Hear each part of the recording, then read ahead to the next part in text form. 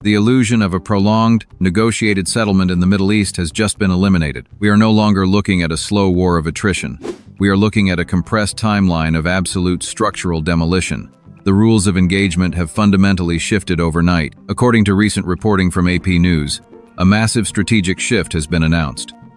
President Donald Trump has publicly estimated that the United States military will be done in Iran in 2 to 3 weeks. I need you to listen to that time frame very carefully.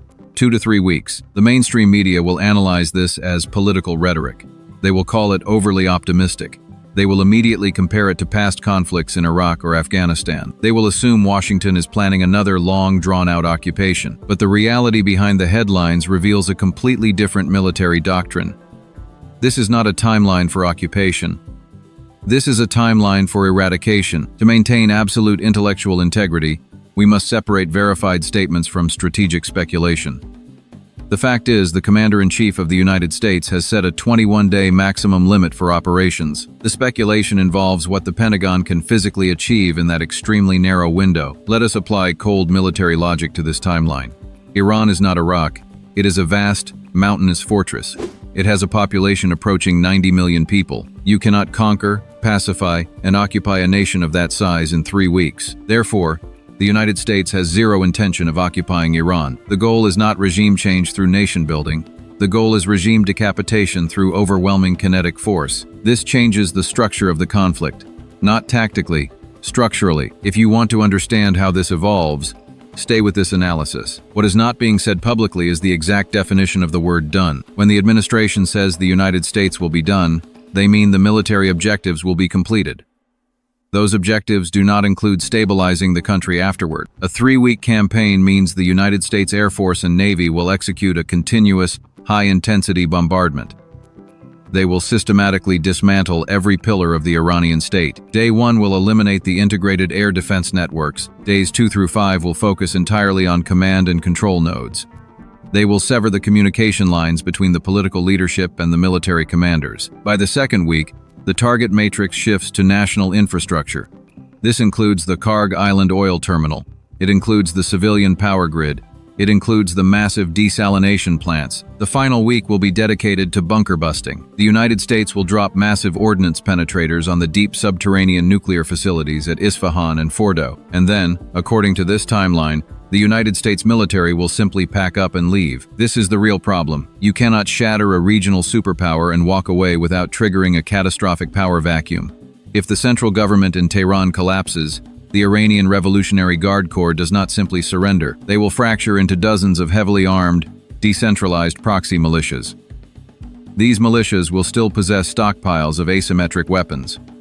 They will still have thousands of suicide drones, but they will no longer have a central command to restrain them. They will have absolutely nothing left to lose. The United States is essentially planning to break the state, turn around, and hand the shattered pieces to the neighboring Gulf countries. This is the ultimate application of the offshore balancing strategy.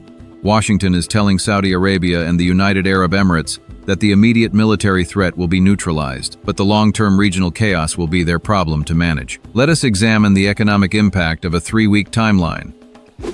Global energy markets operate on predictability. They price in risk over months and years. If the market believes a war will last for years, oil prices rise steadily. But if the market realizes a superpower is going to compress years of destruction into 21 days, absolute panic ensues. During those 2 to 3 weeks, the Strait of Hormuz will become an impassable combat zone. No maritime insurance broker in London will underwrite a commercial tanker. Every single drop of oil flowing out of the Persian Gulf will stop completely. The United States can afford a 3-week disruption. Their domestic shale production provides a massive strategic buffer. China cannot afford it. Europe cannot afford it. This incredibly short timeline is a weapon pointed directly at the economies of Beijing and Brussels. The United States is daring the rest of the world to survive a 21-day energy famine. This changes everything. We are witnessing the death of American counterinsurgency doctrine. For 20 years, the United States military tried to win hearts and minds. They spent trillions of dollars building roads, schools, and local governments in the Middle East. That era is permanently over.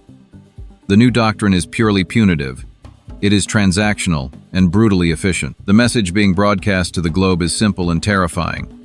If you cross the United States, they will not invade you to change your government. They will simply erase your modern infrastructure and leave your population in the dark. This strategy maximizes damage to the enemy while minimizing American casualties.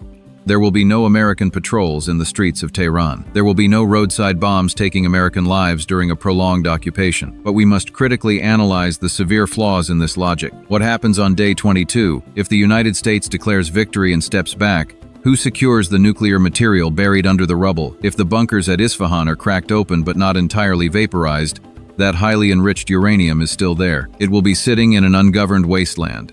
It will be surrounded by desperate, rogue military factions. The risk of nuclear proliferation actually increases in a power vacuum. A fractured, desperate militia is far more likely to sell nuclear material to the highest bidder than a stable government. Furthermore, we must look at the geography of the Persian Gulf itself. Even if the Iranian Navy is sent to the bottom of the ocean, the strait does not instantly become safe. The coastline is riddled with hidden caves. It is littered with mobile anti-ship missile launchers. A 3-week aerial campaign cannot guarantee the destruction of every single asymmetric weapon hidden in the mountains. As long as a single rogue commander has a functioning missile battery, the strait remains closed to commercial shipping. This is where the political rhetoric collides violently with military reality. Saying you will be done in 3 weeks is easy for a politician. Executing a flawless extraction while the global economy burns is a completely different matter. The Pentagon knows that wars are easy to start but almost impossible to end on a fixed schedule. The adversary always gets a vote in how the conflict ends, and Iran has spent 40 years preparing for this exact 21-day scenario.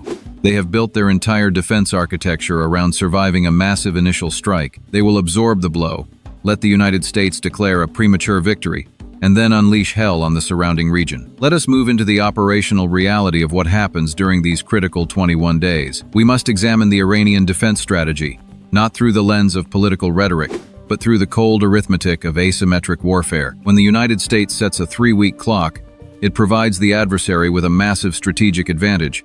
It gives them a definitive timeline to survive. According to AP News reporting, the United States intends to be done in 2 to 3 weeks. If you are sitting in the command bunkers of the Iranian Revolutionary Guard Corps, you do not try to defeat the United States Air Force in a symmetric battle. You simply try to outlast them for 21 days. This is not a theoretical concept. It is the core of their entire defense architecture. Iran has spent the last 40 years building a massive, decentralized military network. They have hollowed out entire mountain ranges. They have constructed vast subterranean missile cities. These complexes are completely self-sufficient. They possess independent power generation, massive food stockpiles, and internal command networks that do not rely on satellite communications. When the American bombardment begins, the Iranian military will simply disappear underground. They will not launch their entire arsenal of ballistic missiles on day 1.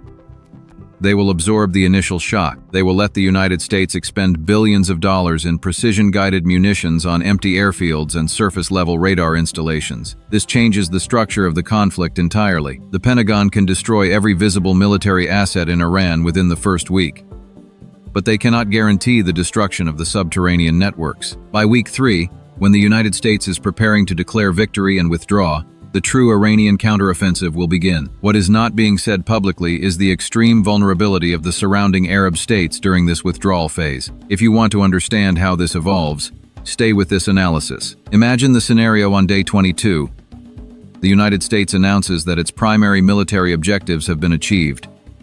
The aircraft carriers begin to rotate out of the theater. The expeditionary forces prepare to return home. This is the exact moment the Iranian subterranean missile cities open their blast doors. The Iranian strategy is not to defeat America. The strategy is to ensure that if Iran burns, the entire Arabian Peninsula burns with it. They will launch massive, coordinated swarms of suicide drones and ballistic missiles at the energy infrastructure of Saudi Arabia and the United Arab Emirates. They will target the massive civilian desalination plants. They will target the glittering financial centers of Dubai and Abu Dhabi. Because what happens next will define the next phase of this conflict. The United States might be done with Iran, but Iran will not be done with the Middle East. This creates a terrifying geopolitical paradox for Washington's allies.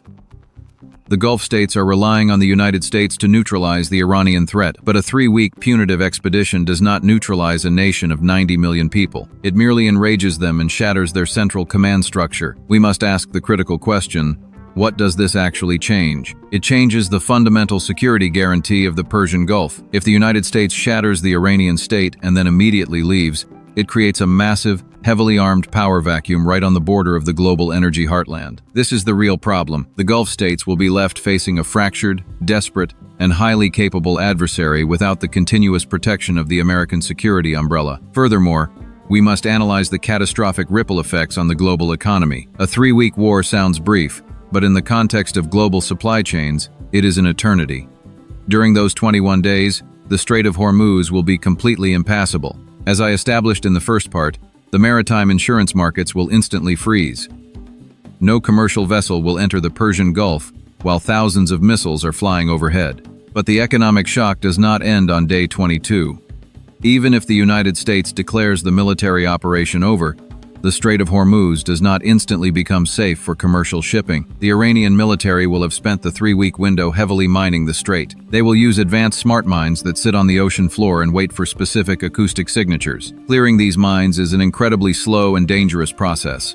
It requires specialized vessels operating in predictable patterns. It will take months, perhaps years, to guarantee the safety of the shipping lanes. During that entire period, the global economy will be starved of energy. The spot price of crude oil will shatter historical records. This is the ultimate leverage of the Iranian strategy. They do not need a functioning navy to keep the strait closed. They only need the perception of extreme risk. As long as the insurance markets believe there are unexploded mines in the water, the blockade remains in effect. The United States domestic economy can survive this shock. Their massive internal energy production provides a critical buffer, but the industrial economies of Europe and Asia will face immediate and severe contraction. We are looking at a scenario where a brief, overwhelming military campaign triggers a prolonged, devastating global recession. The rhetoric of a quick victory is always seductive to a domestic political audience. It promises maximum impact with minimum commitment. But as a geopolitical realist, I must state the cold facts without emotion. You cannot compress the geopolitical realignment of the Middle East into a 3-week window. The adversary always gets a vote, and the geography of the Persian Gulf ensures that the economic consequences of this conflict will outlast any political timeline. The United States might be done in 3 weeks, but the world will be paying the price for decades.